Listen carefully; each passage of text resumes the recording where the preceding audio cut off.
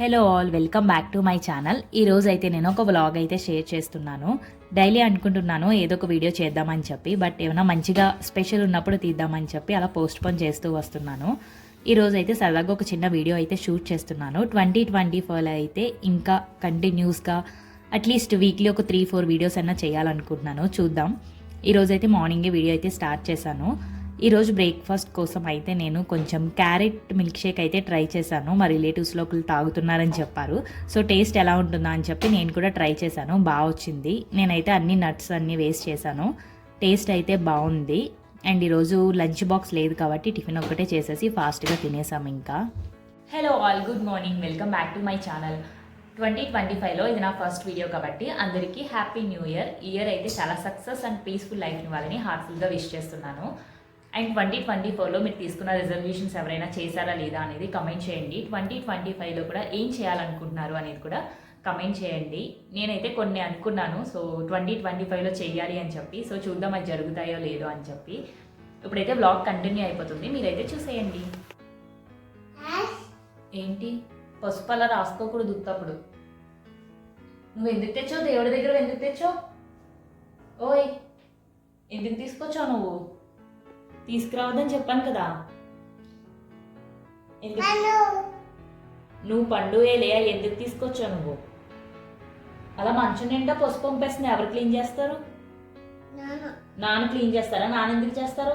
నువ్వు వెళ్ళేది లోపల పెట్టు, లోపల పెట్టేయాలి. అది గో, నో, అలా చేయకూడదు. అది వెళ్ళి దేవుడి దగ్గర పెట్టి సోమ పెట్టుకుని వచ్చే వెళ్ళు. ఇలా ఇచ్చాను.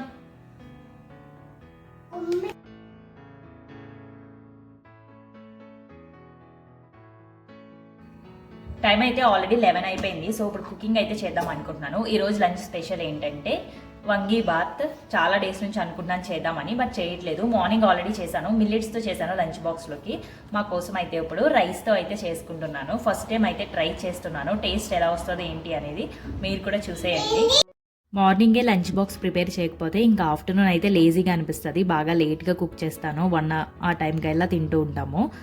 ఇక్కడైతే నేను మిల్క్ కూడా తోడు పెట్టేస్తున్నాను. 2 డేస్కి ఒకసారి చేస్తూ ఉంటాను పెరుగు. ఇంకా అది కూడా చేసి పక్కన పెట్టేస్తున్నాను. ఈ మధ్యన అందరూ కూడా స్టీల్ కుక్కరే వాడమని చెప్పి అంటున్నారు కదా. స్టెయిన్లెస్ స్టీల్ బాగా ట్రెండింగ్లో ఉంది. సో నేను కూడా అన్నీ అలా మార్చేద్దాం అనుకుంటున్నాను. ఒకేసారి కొనలేం కాబట్టి, కొంచెం కాస్ట్లీ కాబట్టి మెల్లమెల్లగా కొందాం అనుకుంటున్నా.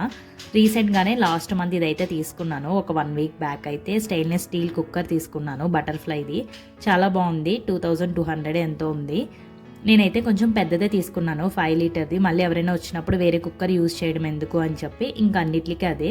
ఒక్కోసారి వీకెండ్స్లో పొద్దున్నకి సాయంత్రం కూడా కుక్ చేసేస్తాను కదా, అలాంటప్పుడు పెద్ద కుక్కర్ అయితేనే యూజ్ అవుతుందని చెప్పి ఇదే తీసుకున్నాను. ఆఫ్లైన్లో తీసుకున్నాను, ఆన్లైన్లో కూడా సేమ్ ప్రైస్ ఉంది. ఇంకా ఇలా ఒక్కొక్కటి మెల్లమెల్లగా కొనుక్కుందాము. ఒక 3-4 ఉంటే సరిపోతాయి, ఇద్దరమే కాబట్టి సింపుల్గా వండుకోవడానికి చిన్నవి ఉంటే సరిపోతాయి. అందుకని ఇంకా స్టీల్వన్నీ మార్చేద్దాం అనుకుంటున్నాను. మీరు ఇంటికి అల్యూమినియం వాడుతున్నారా, స్టీల్వి వాడుతున్నారా కమెంట్ చేయండి. ఇక్కడైతే నేను వెజిటేబుల్స్ వంకాయ ఒక్కటే యూజ్ చేస్తాము, ఆనియన్ కూడా వేయట్లేదు కాబట్టి అవి కట్ చేసి పెట్టుకున్నాను. ఒక ప్యాన్లో ఆయిల్ వేసుకుని 2 స్పూన్లు ఏమో శనగపప్పు, 1 స్పూన్ మినప్పప్పు, ధనియాలు, జీలకర్ర, చిన్న దాల్చిన చెక్క, మిరియాలు కూడా వేసుకోవాలి. ఒక 10-12 వరకు మిరియాలు కూడా వేసుకుని ఇవన్నీ బాగా ఫ్రై చేసుకుని కరివేపాకు కూడా వేసుకున్నాను. మీకు కావాలి అనుకుంటే రెడ్ చిల్లీస్ వేసుకోవచ్చు, నా దగ్గర లేవని చెప్పి నేనైతే డైరెక్ట్ కారం అయితే యాడ్ చేస్తాను.